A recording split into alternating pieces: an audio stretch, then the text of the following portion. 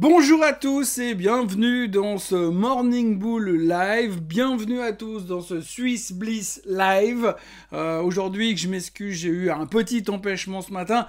Donc, je vais vous faire un package complet aujourd'hui. On va parler Morning Bull, on va parler marché, on va parler Suisse, on va parler asset, on va parler un peu de tout. Ça durera un peu plus longtemps. Alors, ceux qui n'ont pas envie de se taper le Swiss Bliss derrière, eh ben, vous pourrez arrêter après une dizaine de minutes.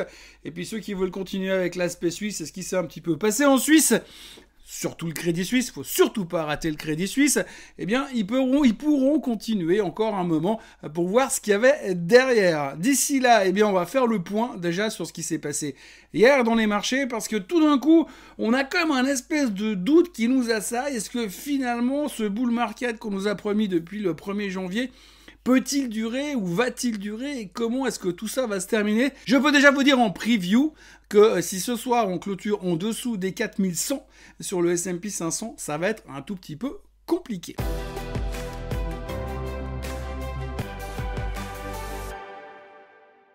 Alors hier, comme d'habitude, la thématique du jour, c'était l'inflation. On a l'habitude, on dort avec ça, on vit avec ça, on mange inflation, on boit inflation, on respire inflation, c'est notre seule et unique préoccupation. Bon, ça et l'intelligence artificielle, mais grosso modo, et les résultats du Crédit Suisse, mais grosso modo, ce qu'il faut retenir, c'est que effectivement, on a beaucoup parlé de l'inflation hier. On a beaucoup parlé de l'inflation hier parce que les Allemands ont publié leurs chiffres de l'inflation et, oh surprise, coup de génie, c'est génial, ça ralentit, c'est moins fort que ce qu'on pensait. Je crois qu'ils sont à 9,2, quelque chose comme ça. Alors bon, l'Allemagne est toujours en inflation massive, parce que 9 et des poussières, même si c'était 8,9, c'est pas cadeau quand même. Donc on va dire 9% plus ou moins d'inflation en Allemagne, mais on est content parce que ça ralentit. Alors, content à 9%, je sais pas si on peut être content parce que j'ai pas l'impression que le problème est réglé dans l'immédiat. Mais c'est pas important. Hier, on a bien apprécié la chose. D'ailleurs, l'Allemagne terminait en hausse, on était plutôt motivé, plutôt encourageant pour l'avenir parce que finalement, on voit que gentiment, ça va bien. Malgré tout ça, au milieu de la joie incommensurable de voir l'Allemagne qui n'est qu'à 9% d'inflation, on a vu quand même pas mal de gens des banques centrales venir intervenir pour dire « Oui, mais bon, nous, on va quand même monter les taux de 0,5 la prochaine fois, et puis si ça suffit pas, on montera encore les taux de 0,5 la fois d'après. » Donc on voit vraiment qu'une banque centrale européenne qui est méga au quiche, ça fait même plus peur au marché, parce qu'on voit que c'est quand même un peu moins mauvais que ce qu'on pensait. Mais 9% d'inflation, ça fait quand même beaucoup. Et on voit encore à côté que ça reste une grosse thématique parce qu'il semblerait tout d'un coup, et c'est ça l'articulation du marché hier, il semblerait quand même qu'on arrive dans une situation où, comment vous dire, eh bien, ça serait peut-être pas forcément gagné, et l'inflation qui baisse, ça pourrait être transitoire, et c'est peut-être plus forcément sous contrôle autant que ça. Et c'est ce qui faisait un petit peu peur aux États-Unis hier. Alors pendant que les Européens dansaient la carmagnole, parce que finalement ça allait mieux que ce qu'on espérait en Allemagne, à 9%, les Américains commençaient à se dire est-ce que vraiment l'inflation va dans la bonne direction? C'est la grosse thématique du moment. Depuis les chiffres de l'emploi l'autre jour, c'est 517 000 créations d'emplois de vendredi dernier, on se pose des questions. On a vu que M. Powell a parlé cette semaine, on est au courant, on sait, oui, bien évidemment, c'est différent, c'est pas pareil parce que c'est dans un autre monde. Eh bien, on voit aujourd'hui que on a des doutes, on a des petits doutes par rapport à l'inflation. Et on a eu d'ailleurs M. Mohamed El-Erian, qui est l'ancien patron, l'ancien stratégiste de chez PIMCO, qui est venu nous parler pour nous dire il y a 75% de chances pour que l'inflation rebondisse et reste à haut niveau pour pas mal de temps encore. Donc c'est un petit peu la crainte du moment et c'est ce qui fait un tout petit peu douter les marchés parce qu'on se dit mais si finalement, vous savez aujourd'hui on a quand même anticipé le fait qu'on est à 6,2 la semaine prochaine sur le CPI, qu'ensuite on va descendre à 5,5, puis après à 4,5, puis après à 4, puis résultat à la fin de l'année on est censé être entre 2 et 3%. C'est un peu ce qu'on a anticipé. Mais imaginez un instant, dans un monde différent, dans un monde parallèle, dans un autre continuum espace-temps, si tout d'un coup, vous avez l'inflation qui arrête de baisser. Imaginez qu'elle reste autour de 6%. Imaginez que le mois prochain, elle est à 6,7%. Imaginez qu'en mars, elle remonte à 7. Imaginez qu'en avril, elle redescende à 6. Imaginez qu'en mai, elle remonte à 6,5. On va se dire, aïe, on est en train de faire une consolidation haussière, on va rester là pendant des années, ils vont devoir continuer à garder des taux très élevés et ça va se compliquer parce que finalement, notre baisse des taux qu'on a attendue depuis longtemps, eh bien on la verra pas. ou en tout cas pas tout de suite. Alors c'est bien évidemment pas ce qui est en train de se passer, mais c'est l'angoisse du moment, c'est le stress des marchés du moment. C'est à ça qu'on pense depuis quelques jours, et c'est ce qui nous dérange un tout petit peu. À côté de ça, il y a eu d'autres nouvelles aux États-Unis. On a vu les bons chiffres de Disney qui ont été un petit peu rabaissés durant la séance d'hier parce qu'un des activistes actionnaires ou des actionnaires activistes qui avaient poussé pour des changements dans la structure de Disney a dit qu'il était plutôt content, donc pas qu'il se retire, mais du coup il devient moins exigeant, donc ça va moins pousser le management à se repenser, donc ça a un petit peu déçu les marchés. On a Google qui se reprend 5% dans les dents hier, parce que sous prétexte qu'ils ont raté leur test de l'intelligence artificielle, donc ça on a refait la même stupidité que la veille, je ne comprends pas, bref, c'est complètement ridicule. Je reste convaincu qu'un de ces quatre, on va la voir repartir, on ne saura même pas comment ni pourquoi elle est repartie aussi vite, surtout avec la spéculation qui tourne autour de l'intelligence artificielle. D'ailleurs, on entend aujourd'hui dans les marchés que les petits investisseurs, les retailers sont de retour, les spéculateurs sont de retour, les gens de Wall Street Bet sont de retour, l'hyperspéculation est de retour, mais par contre alors, la seule chose qui les intéresse, c'est Tesla et l'intelligence artificielle. Donc on est en train de se construire une bulle en parallèle d'un marché qui se tâte, un marché qui se tâte et qui se demande si on va pouvoir continuer notre bull market de début d'année, ou est-ce qu'on va se renfoncer gentiment pour aller casser ces niveaux des 4100 qui fait peur à tout le monde, puisque psychologiquement on a vu que c'est pas la première fois qu'on a de la peine à franchir cette limite, et si on revenait en dessous, surtout sur une base weekly ce soir en fin de semaine, ce serait un tout petit peu inquiétant. Donc voilà, aujourd'hui ce que l'on peut dire et ce que l'on peut retenir finalement de la journée d'hier, c'est qu'on a le doute. On a le doute parce que l'inflation nous pose problème. On a aussi le doute parce que les banquiers centraux, en plus de Monsieur Powell, viennent régulièrement à la télé et dans les médias pour nous dire « Attention les gars, il se pourrait qu'on continue à monter les taux. On est toujours au quiche et on veut vraiment lui casser les pattes arrière à cette satanée inflation. Et il suffirait qu'on ait des mauvaises nouvelles la semaine prochaine pour corroborer cette crainte. Et ça pourrait secouer de nouveau un petit peu. Et c'est ce qui fait peur pour l'instant. Alors on n'en est pas là, on va quand même rester positif. Il fait beau, c'est la veille du week-end. On va pas commencer à rentrer dans une spéculation négative. Néanmoins, on sent quand même que le doute nous assaille et que les interrogations sont légion pour savoir ce que l'on va faire ensuite. Donc, question, gros point d'interrogation pour la semaine prochaine. Évidemment, vous le savez déjà, mardi, il y aura le CPI et ce sera le juge de paix, puisque comme d'habitude, quand on attend des gros chiffres comme ça, eh bien, le monde ne sera plus jamais pareil après le CPI de mardi. Et donc du coup, si on fait un peu un retour en arrière sur la semaine, eh bien on se sera rendu compte qu'effectivement toute la semaine, on se sera concentré sur les paroles de Monsieur Powell, les anticipations d'éventuelles peut-être hausses des taux et surtout sur le fait que le marché aurait hésité toute la semaine. On a encore une fois les marchés européens qui s'en sortent relativement bien et puis on a la Suisse qui souffre toujours beaucoup et qui ne fait pas grand-chose. La Suisse qui aura été marquée cette semaine par une xème publication de résultats catastrophiques de la part du Crédit Suisse. On va en reparler dans la suite de cette émission. Mais globalement, c'est devenu très, très compliqué. Et on sent quand même qu'il y a un peu de doute. Alors c'est clair, quand on voit les performances depuis le début de l'année, on peut logiquement craindre la suite et se dire on est peut-être beaucoup trop monté. J'avais déjà abordé cette situation, mais quand vous regardez les objectifs, les analystes qu'ils ont pour l'année 2023, ben on y est déjà, les 3/4 sont déjà atteints, si on veut, sur les 100% des analystes, et ben nous on a atteint 70% des objectifs, donc on sent que finalement ça va être compliqué de trouver les raisons pour continuer à monter, à moins qu'on nous annonce finalement qu'effectivement il n'y aura pas de récession, c'est une certitude, et qu'ensuite eh bien les taux vont forcément commencer à baisser. Pour l'instant, on a la visibilité d'un matin de brouillard à Londres, on n'en sait strictement rien, on spécule, et en fonction des mots, en fonction des expressions que nous sortent régulièrement la Fed ou les banquiers centraux, eh bien on essaie d'en faire une interprétation et de se projeter. Si on regarde le bilan de la saison des résultats qui approche gentiment à sa fin, on a quasiment 68-70% des sociétés qui ont publié leurs chiffres, leurs résultats ce trimestre. Grosso modo, on est à 68% de bonnes surprises contre 32% de surprises moins agréables. Donc si on fait le point par rapport à ce qui s'est passé par le passé, c'est le cas de dire, eh bien c'est pas terrible parce qu'on est généralement en dessus des 70-72%. Donc là on voit clairement qu'il y a un ralentissement. Et on commence aussi, dans notre période de doute dans laquelle on a vécu cette semaine, on commence aussi à se dire oui, mais imagine que le début de l'année soit pas terrible et que du coup ça se répercute sur le prochain trimestre. là aussi ça risque de faire mal, même si les analystes ont certainement commencé déjà à revoir leurs attentes à la baisse, eh bien ça sera quand même compliqué d'avoir un bon trimestre prochain, un bon Q1 2023. Et puis dans les interrogations qu'il faudra retenir aussi cette semaine, c'est le Bitcoin. Alors le Bitcoin, il y a quelques jours en arrière, en pleine euphorie du Nasdaq, on était en train de se dire « Ouais, c'est bon, cette fois, il va... » Pas où vous voulez, parce que de toute façon, l'objectif d'un Bitcoin, c'est très personnel. Mais oui, il va très très haut, très très vite, très très fort, parce que c'est la solution finale. Et puis là, depuis quelques jours, on s'est rendu compte de deux choses sur le Bitcoin. Bonne nouvelle, le Bitcoin a fait une Golden Cross. Il a croisé la moyenne mobile des 200 et des 50 jours à la hausse.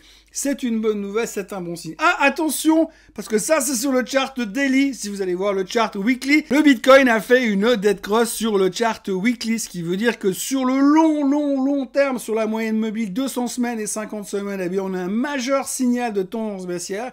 Et sur le graphique court terme, en daily, eh bien là, on a un signal à l'achat. Donc du coup, on sait plus quoi faire. Il était proche des 24 000 et là, il se retrouve gentiment, uniquement seulement autour des 21 800. Donc grosse interrogation sur le Bitcoin. On a aussi le pétrole qui fait du zigzag entre deux et qui va nulle part pour l'instant. Le pétrole est extrêmement tributaire de ce qui se passe en Turquie parce qu'il y a des risques d'approvisionnement, vous le savez. Et le pétrole est aussi extrêmement tributaire de la Chine qui pourrait peut-être potentiellement ralentir. À noter d'ailleurs à ce propos que la Chine a annoncé un CPI relativement haut qui a explosé ce mois, mais par contre du coup un PPI qui est en train de baisser. Et comme vous le savez, bien sûr, le PPI est un indicateur avancé par rapport au CPI. Donc si le PPI, le Producer Price Index, est en train de baisser, ça veut dire que le CPI devrait baisser, mais le mois prochain. Donc là, on a un CPI qui est trop haut par rapport au PPI du mois d'avant, mais là, le PPI de ce mois devrait permettre ou anticiper un ralentissement du côté du CPI, du côté de la Chine. C'est en tout cas ce qu'on espère. Mais on voit aussi très clairement que la Chine est en train de vivre cette période post-Covid qui est extrêmement torturée pour elle, de retrouver finalement un vrai fonctionnement économique. Après tout ce qu'on a vécu, on l'avait déjà vécu quand nous on a rouvert, ils sont en train de vivre la même chose et c'est très difficile d'analyser clairement la macro chinoise pour l'instant.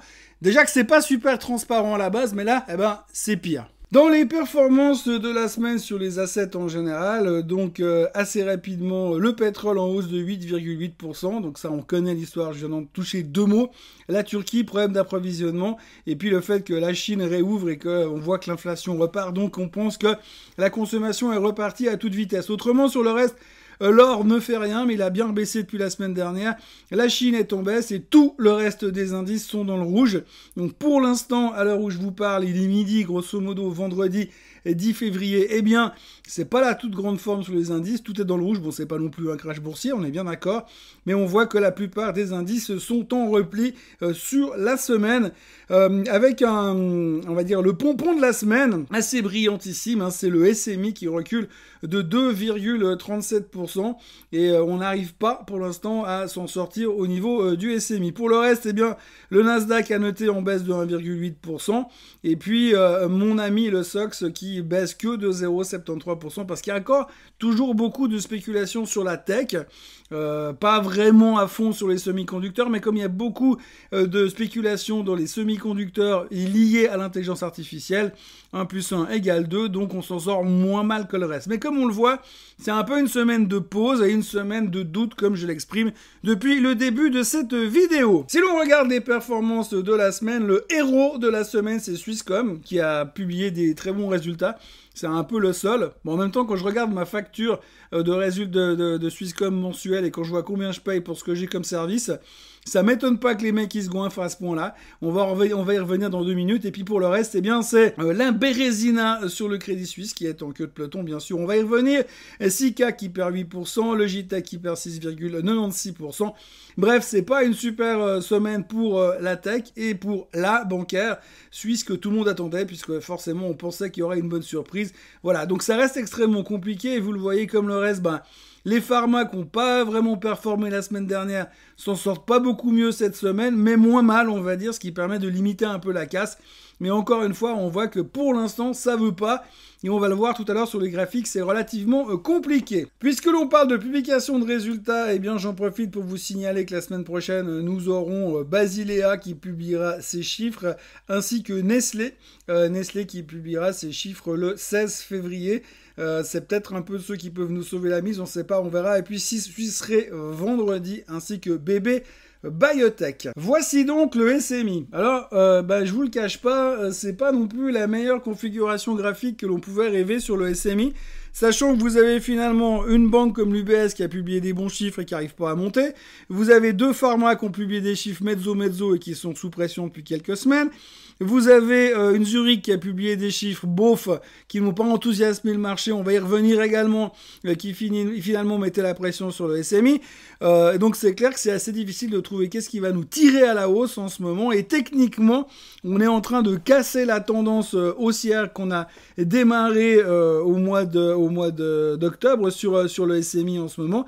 Et donc il va falloir quand même trouver une solution. On voit vraiment cette cassure ici qui est un peu inquiétante, les stochastiques qui veulent pas remonter, et aujourd'hui on se dit quelle est la chose qui va nous permettre d'inverser la tendance. Le seul espoir c'est de rebondir sur la moyenne mobile des 200 jours qui passe par les 11 000, ne serait-ce que psychologiquement ça devrait nous offrir un petit support dans cette zone-là, mais sinon, eh bien vous voyez, la porte est ouverte à toutes les fenêtres pour aller rechercher dans un premier temps les 10 750, 10 720.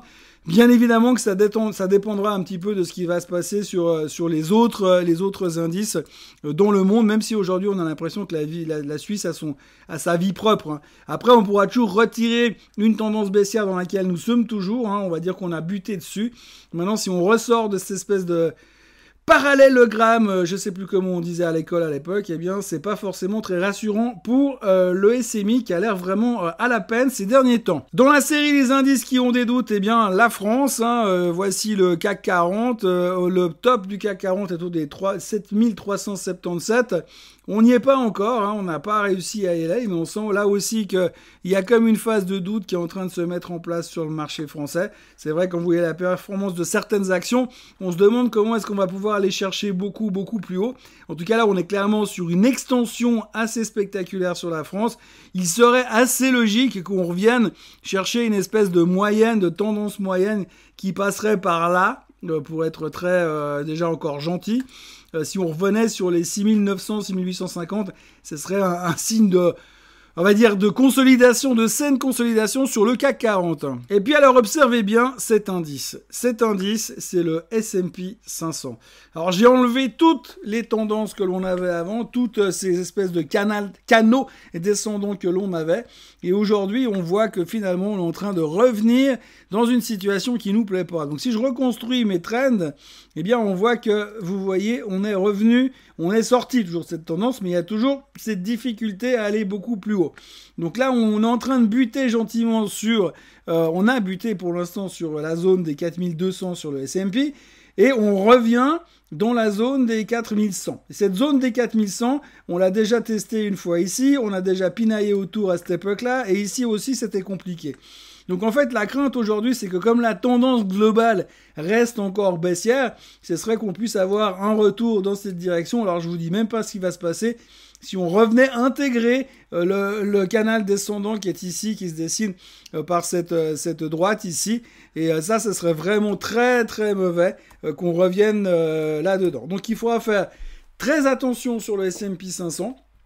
Parce que on est vraiment dans une situation délicate, et je pense que si ce soir, vendredi 10 février, le S&P 500 clôture sous les 4100, eh bien, ce sera pas une très bonne nouvelle pour l'indice américain. Passons au titre de la semaine. Alors, c'est pas le titre le plus actif que l'on va regarder pour l'instant, c'est le titre dont je vais vous parler, c'est Nestlé. Nestlé va donc publier ses résultats sauf erreur la semaine prochaine, je crois même jeudi, allez, de toute façon, ce sera la semaine prochaine, peu importe. Mais on a eu le patron de Nestlé qui a quand même laissé entendre que la situation actuelle, l'inflation, le prix des matières premières allait tout de même pousser Nestlé à augmenter ses prix pour le consommateur durant le reste de l'année 2023. Alors déjà, c'est une bonne nouvelle pour Nestlé parce qu'ils vont augmenter leur marge probablement, ou en tout cas conserver leur marge. Par contre, là où ça va quand même nous poser des questions, où là il faut quand même qu'on commence à réagir, c'est tout ce que je viens de vous dire au début de cette émission, c'est quid de l'inflation. Si aujourd'hui vous avez la bouffe qui augmente, les prix de Nestlé qui augmentent, vous allez le sentir passer d'une manière ou d'une autre, vu que les 3/4 des choses qu'on bouffe viennent indirectement de chez Nestlé. J'exagère en disant les 3/4, il y a encore des gens qui vont dans les magasins bio. Mais si vous prenez simplement ça comme information, ça veut dire que l'inflation est en train de repartir, en tout cas va continuer à mettre la pression sur le marché toute l'année, sur nous toute l'année, et c'est pas forcément gagné là tout de suite. D'ailleurs, ça permet de rebondir aussi sur la thématique du jus d'orange, parce que cette semaine, il y a un truc qu'on a constaté, c'est que sur la semaine, le jus d'orange a pris, je crois, 30%. Donc après les œufs qui ont pris 70% et qui baissent toujours pas, eh bien le jus d'orange a pris 30%. Ça, c'est de la vraie inflation qui risque de se ressentir tous les jours dans le panier de la ménagère, pour autant que vous mangez des œufs ou vous buviez du jus d'orange. Donc, il faudra garder ça à l'esprit, mais c'est pas forcément une mauvaise nouvelle pour Nestlé, mais c'est pas forcément une bonne nouvelle pour vous et moi. Si on regarde le graphique de Nestlé, on verra comment les résultats vont être interprétés. Je pense pas qu'il y a des grosses attentes. On a une espèce de tendance ici, on a la grande tendance long terme qui passe ici à ces niveaux-là. Il faudrait pas que Nestlé aille en dessous des 106,50 sur les résultats. Je pense que avoir la performance du titre ces derniers temps, il y a quand même pas mal de gens qui ont déjà dégagé les positions à l'approche des résultats. Donc il faudra voir un peu comment ça va se comporter. Mais souvenez-vous, premier gros support pour moi, autour des 106 sur la Nestlé. Il faudrait pas qu'on reparte en dessous, même si on sait qu'on l'a déjà vu par le passé. Elle nous fait souvent des exagérations, comme elle l'a fait ici. Je vais y arriver. Si je reprends mon pinceau, comme elle l'a fait ici.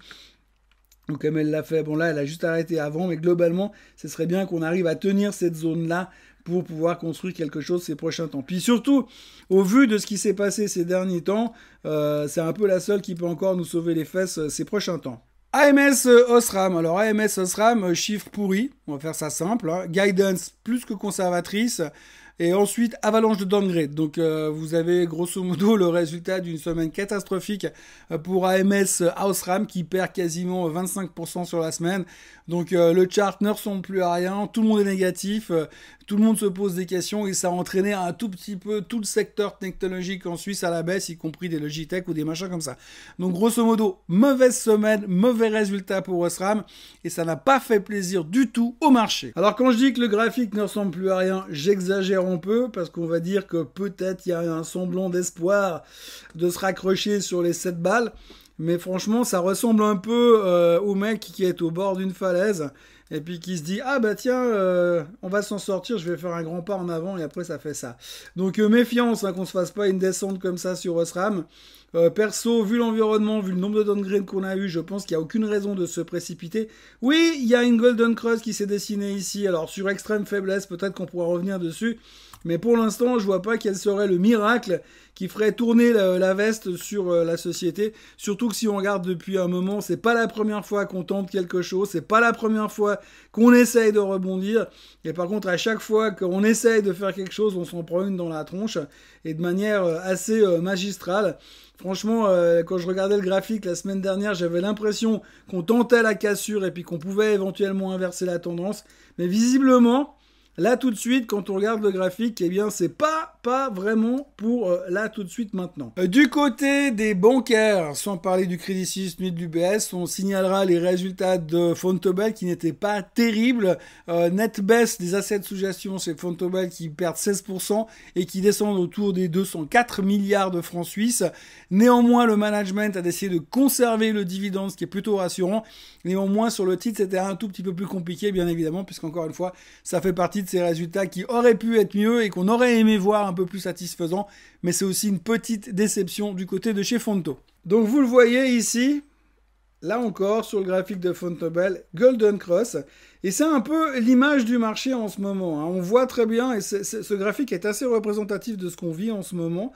On a eu ce rebond technique. On a déclenché une nouvelle tendance. On allait casser la moyenne mobile des 200 jours. On s'est dit, youpi, il y a un truc qui est en train de changer, c'est génial. et bam, on revient à la casse, on casse les tendances de fond, on casse la moyenne mobile des 200 jours, et là franchement c'est quand même difficile d'aller chercher des supports, mais c'est un peu l'image du marché, hein. C'est pas forcément la même configuration que le S&P ou que le SMI, mais ça a donné des espoirs qu'on a nourris durant toute la première période du mois de janvier, enfin tout le mois de janvier même carrément, et aujourd'hui on arrive gentiment à la fin de ce mois, enfin au début du mois de février plutôt, à la fin de la saison des résultats, et on se dit, franchement, est-ce que ça suffit? Est-ce qu'on est vraiment sorti? Est-ce qu'on n'a pas été un tout petit peu trop vite en besogne? Est-ce qu'on n'a pas trop vite mis les boules devant la charrue, ou la charrue devant les boules plutôt? Et donc aujourd'hui, on se pose beaucoup de questions, et je crois que le graphique de Vontobel est un peu la représentation de tout ça. La bonne surprise de la semaine, c'est les résultats du Crédit Suisse. Non, quand je dis bonne surprise, je déconne. C'est vrai qu'en fait, si on regarde les résultats du Crédit Suisse qu'on attendait tous, c'est finalement une moins mauvaise nouvelle que d'habitude, et une plutôt bonne surprise parce que c'était moins pire. Enfin, c'est un peu comme ça que moi je l'avais envisagé. Je me suis trompé, c'est pas la première fois. Mais grosso modo, j'ai un peu l'impression qu'on s'attendait quand même à des résultats pourris, il faut pas se mentir. Tout le monde savait que ça allait être pourri, puis quand je dis pourri, c'est parce que je reste poli, parce qu'on est vendredi, et puis qu'il y a encore des enfants à cette heure-là à la télévision. Bon, c'est pas la télévision, mais quand même. Et j'ai l'impression qu'aujourd'hui, ça a été bien plus pire, voilà, bien moins bien que ce que l'on pouvait espérer sur le Crédit Suisse. On n'a même pas eu l'ombre d'un rebond. Le titre s'est fait déglinguer de 14% hier. La perte était abyssale. C'est la pire perte du Crédit Suisse depuis la crise des subprimes. C'était plus arrivé depuis 15 ans quasiment.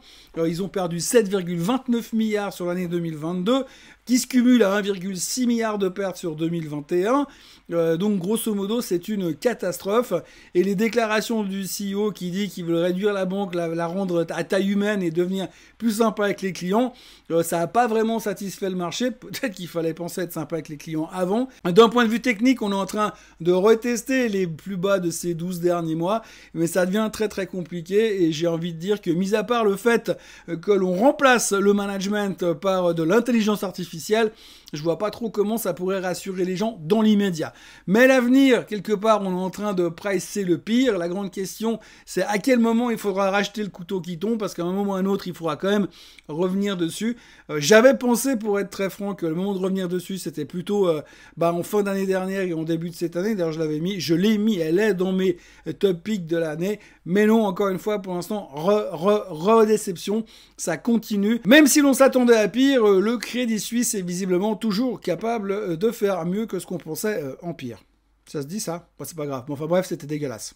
Je vous montre le chart parce que c'est rigolo, mais après, pour aller tirer des conclusions de tout ça, on a un extrême bas qui était à 2,70, on est revenu à 2,70, on rebondit dessus.